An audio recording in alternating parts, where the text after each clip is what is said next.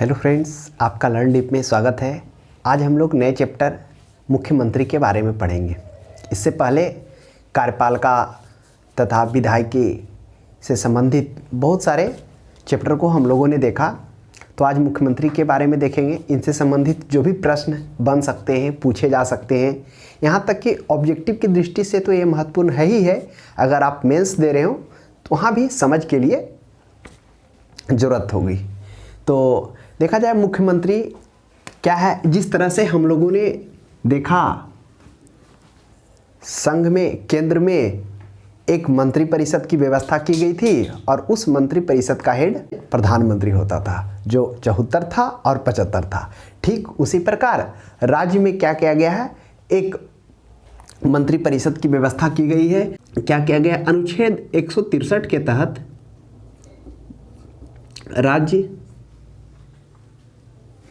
मंत्री परिषद का गठन किया गया है और इस मंत्री परिषद का हेड कौन होगा, वह होगा 164, जिसमें मुख्यमंत्री की बात की गई है। तो यानी इस मंत्री परिषद का हेड होगा मुख्यमंत्री और यही मुख्यमंत्री क्या करेगा, यह राज्यपाल को परामर्श देगा, सिफारिश करेगा और उसके बाद क्या होगा, जो राज्य की कार्यपालिका है, विधायिका है, उसकी संचालन होगा।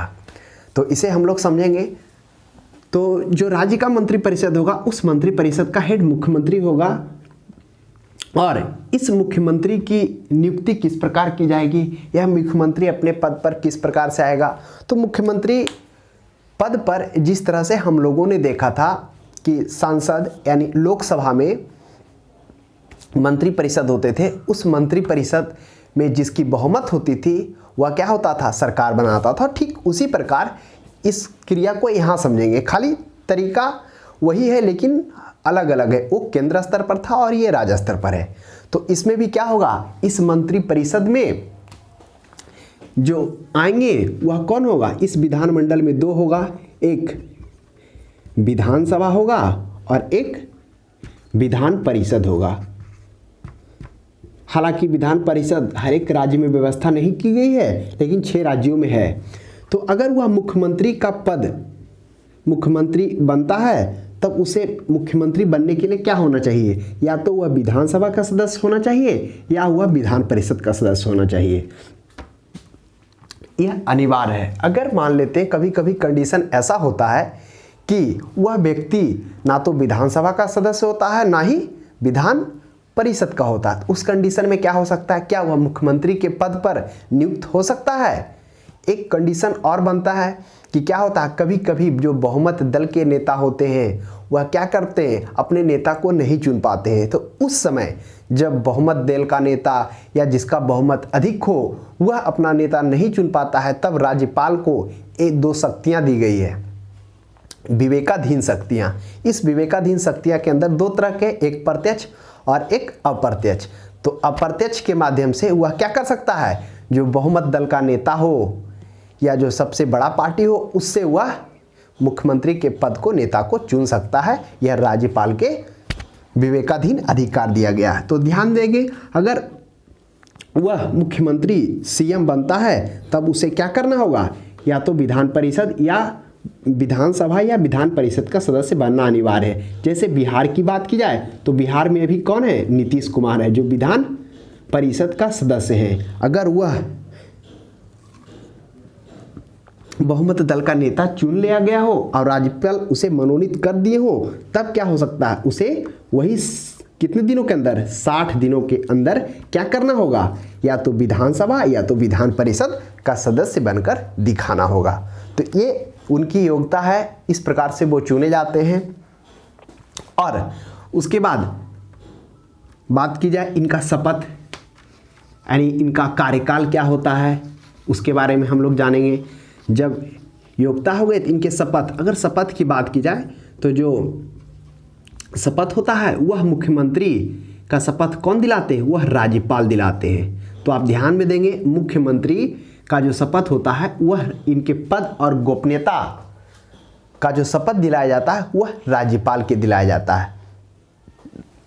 तो हम लोगों ने देखा कि किस तरह से राज्यपाल को एक विवेकाधीन शक्तियां अधिकार है। अगर क्या करता हो बहुमत दल का नेता, अगर वह क्या करता हो मुख्यमंत्री का पद नहीं चुनता हो, यानी जो नेता होता है बहुमत दल का वही मुख्यमंत्री होता, तो उस कंडीशन में राज्यपाल भी चुन सकती है। और एक बात आपको आप ध्यान देना होगा यहाँ पर कि जो बहुमत होता है वह कहाँ सिद्ध करना होता है, वह विधानसभा में सिद्ध करना होता है। जिस तरह से हम लोगों ने देखा था संसद में, लोकसभा में क्या होना होता होगा, बहुमत को सिद्ध करना होता है, यानी उसी सदन में सरकार बनाने का गठन था, प्रावधान था। ठीक उसी प्रकार जो सरकार बनाने का है वह कहाँ पर सिद्ध करना होगा अपना बहुमत, वह विधानसभा में, यानी विधानसभा में उसको 50% से +1 सीट होना चाहिए, तभी वह क्या कर सकता है, वह सरकार बहुमत में होगी और उसे सरकार बनाने का ऑप्शन दिया जाएगा और वह सरकार बना सकती है जिसका क्या हो 50% से ऊपर का वोट हो।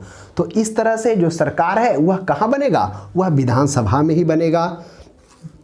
और जिस तरह से लोकसभा में क्या होते थे, जनता के द्वारा प्रत्यक्ष निर्वाचन होता था लोगों के द्वारा, ठीक उसी प्रकार राज्यों में जो विधानसभा में सदस्य भेजे जाते हैं वह क्या होते हैं, जनता के द्वारा प्रत्यक्ष निर्वाचित होते हैं। जनता उसे प्रत्यक्ष वोटिंग कर यहाँ भेजते हैं और वह क्या होता है, उनको सरकार बनाने का मौका मिलता है। और इस कंडीशन में सरकार किस तरह से बनते हैं, वह या तो बहुमत दल का नेता खुद चूज करे, अगर नहीं चूज करने पर राज्यपाल के विवेकाधीन शक्तियों के आधार पर करता। उसके बाद उनके शपथ किनके द्वारा दिलाया जाता है, वह राज्यपाल के द्वारा उनकी पद और गोपनीयता पद की शपथ दिलाई जाती है। अब हम लोग कार्यकाल को देखेंगे कि उनका कार्यकाल क्या होता है। जो मुख्यमंत्री होता है उनका कार्यकाल 5 वर्ष होता है, मुख्यतः साधारणतः 5 वर्ष ही होता है। कब, जब वह बहुमत ना खोएं तब तक। अगर वह क्या कर देते हो, अपना बहुमत खो देते हो, तब वह क्या हो सकते हैं, 5 वर्ष से पूर्व ही उनका कार्यकाल समाप्त हो जाता है। ये क्या होता है बहुमत सिद्ध करना, यानी जब राज्यपाल को कभी ऐसा लगे कि सरकार के पास बहुमत नहीं है तो वह उसे कह सकती है, जिसका बहुमत दल का नेता है जो मुख्यमंत्री है वह उसे साबित करने के लिए भी कह सकती है कि अगर उसको ऐसा प्रतीत हो गिरता हुआ तो वह बहुमत सिद्ध करने के लिए भी कह सकती है। अगर वह बहुमत सिद्ध कर देता है तब तो वह क्या होगा, उस पद पर बना रहेगा, और अगर बहुमत सिद्ध नहीं होता है तब क्या हो जाएगा, वह मुख्यमंत्री पद से हट जाएगा और पूरा मंत्रिपरिषद विघटन हो जाएगा। तो इस तरह से क्या होता है, उनका कार्यकाल होता है राज्यपाल के प्रसाद पर्यंत ही अपने पद पर रह सकते हैं। कार्यकाल के बाद हम लोग देखेंगे शक्तियां और वेतन भत्ते। कार्यकाल के बाद हम लोग वेतन देखते हैं कि उनका वेतन क्या होता है। तो उनका जो वेतन होता है वह विधानमंडल के द्वारा तय किया जाता है। जिस तरह से हम लोगों ने देखा था केंद्र में कि जो सांसद होते थे वह अपना वेतन स्वयं क्या होते थे, यानी संसद तय करता था अपने वेतन। तो ठीक उसी प्रकार राज्य में जो वेतन तय करने का अधिकार है स्वयं विधानमंडल को ही वह अपना वेतन तय करते हैं। हाल ही में आपने देखा होगा दिल्ली में जो चुनाव हुआ उसमें क्या हुआ, उसमें वहाँ के मुख्यमंत्री ने अपने वेतन में और मंत्रियों के वेतन में 400% का वृद्धि किया, यानी 4 गुना का वृद्धि किया। तो आप ध्यान में रखेंगे। और एक बात और, हाल ही में आपने देखा होगा दिल्ली में 2 ऐसे केंद्र शासित प्रदेश हैं, दिल्ली एवं पांडुचेरी, जहाँ पे क्या है, विधानसभा है और वहाँ पे सीएम चूज किए जाते हैं। तो वहाँ पर क्या हुआ था, हाल ही में एक घटना देखने को मिला कि सीएम यानी मुख्यमंत्री और लेफ्टिनेंट गवर्नर जो एलजी थे उनके बीच क्या हो गया, एक मामला न्यायाधीश में पहुंच गया, यानी न्यायालय में पहुंच गया। और वह न्यायालय में मामला यह था कि इस दोनों में से किसके पास पावर अत्यधिक होगा। तो वहाँ पर इस जो केंद्र शासित प्रदेश दिल्ली एवं पांडुचेरी है वहाँ पर न्यायालय का जो निर्णय आया उसमें यह कहा गया कि सीएम चूंकि जनता के द्वारा प्रत्यक्ष रूप से निर्वाचित कर भेजे जाते हैं, इसलिए इस दोनों में अगर ज़्यादा महत्व दिया जाए, अगर पावर की बात की जाए तो वह सीएम के पास होगा, क्योंकि जनता उसे प्रत्यक्ष रूप से वोटिंग कर यहाँ भेजती है। तो ये मामला भी हाल ही में सामने आया।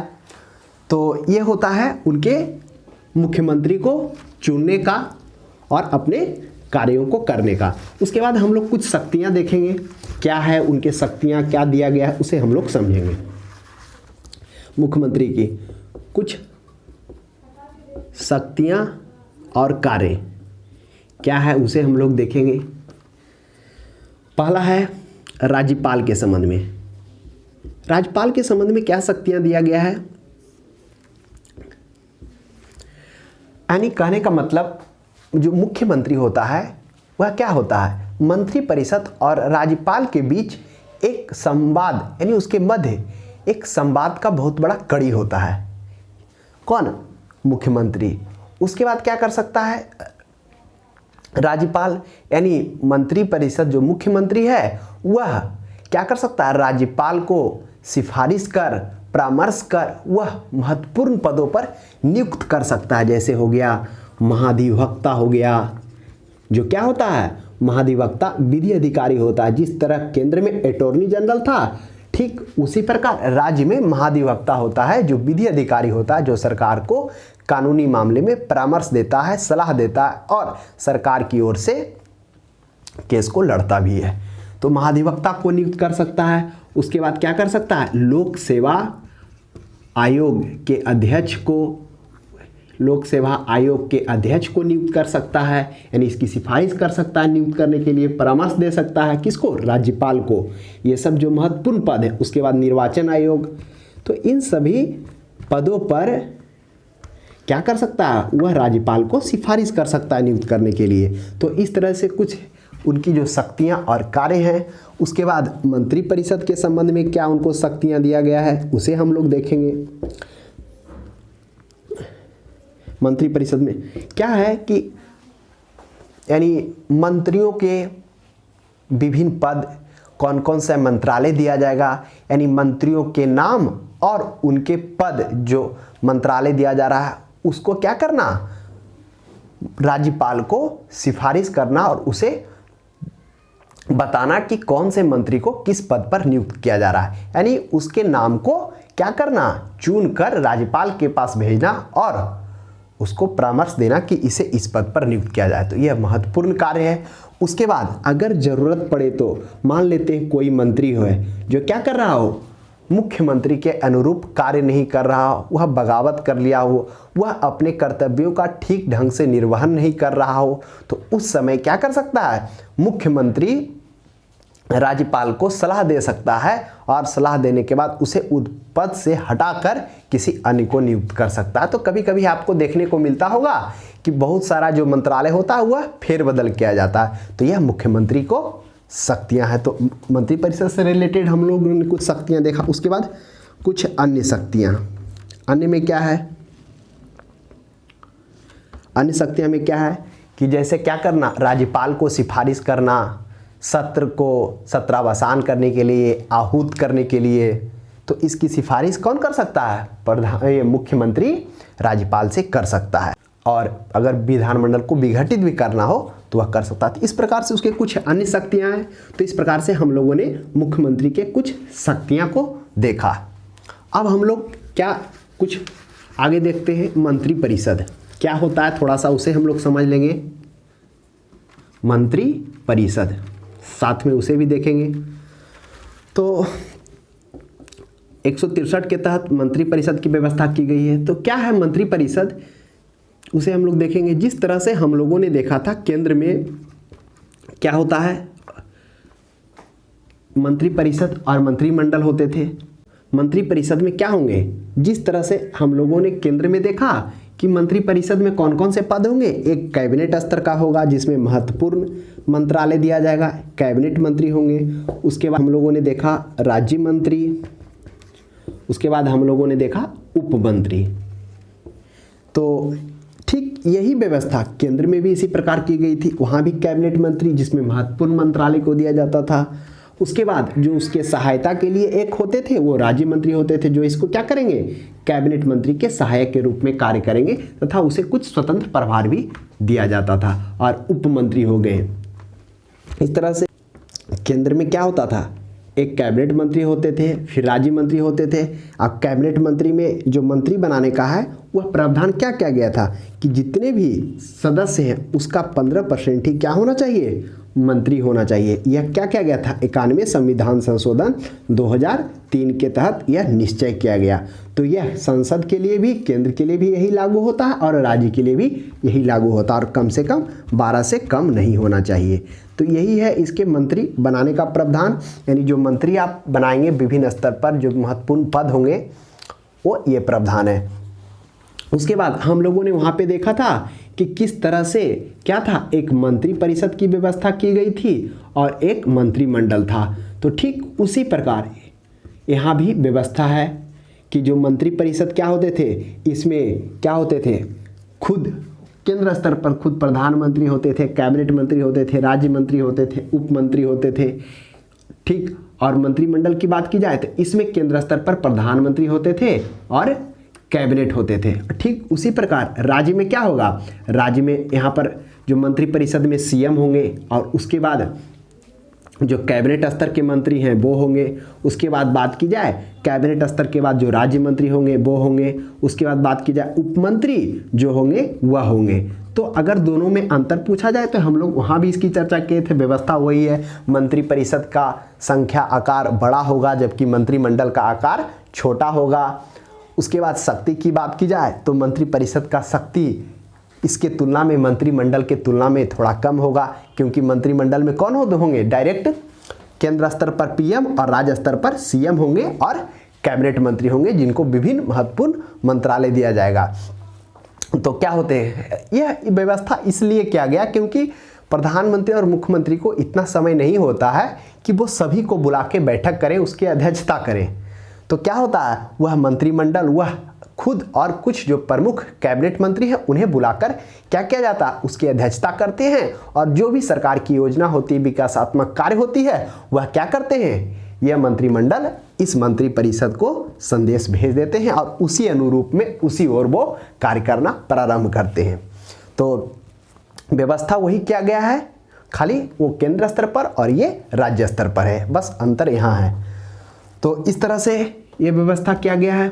उसके बाद हम लोगों ने क्या देखा था कि जो मंत्री परिषद होते थे केंद्र स्तर पर वह क्या होते थे, वह किसके प्रति उत्तरदायी होते थे, जो मंत्री परिषद होते थे वह लोकसभा के प्रति उत्तरदायी होते थे। और अगर राज्य की बात की जाए तो राज्य में जो मंत्री परिषद होंगे वह किसके प्रति उत्तरदायी होंगे, वह होंगे लोकसभा के प्रति, वह होंगे विधानसभा के प्रति। तो आप ध्यान में रखेंगे केंद्र स्तर पर जो मंत्री परिषद होते थे वह लोकसभा के प्रति उत्तरदायी होते थे और राज्य स्तर पर जो मंत्री परिषद मंत्रिमंडल होंगे वह विधानसभा के प्रति उत्तरदायी होंगे।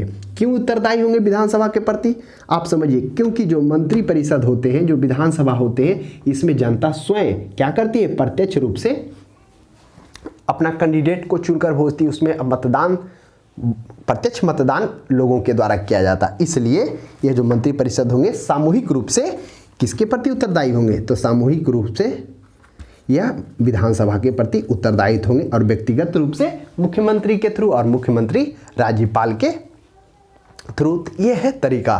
तो इस तरह से हम लोगों ने मुख्यमंत्री के बारे में पढ़ा, समझा और इससे जो जो महत्वपूर्ण बिंदु थे उसकी चर्चा हम लोगों ने किया। तो ये समझ के लिए बहुत ही ज़रूरी था। अब आगे हम लोग नेक्स्ट चैप्टर के साथ मिलते हैं। आज के लिए इतना ही।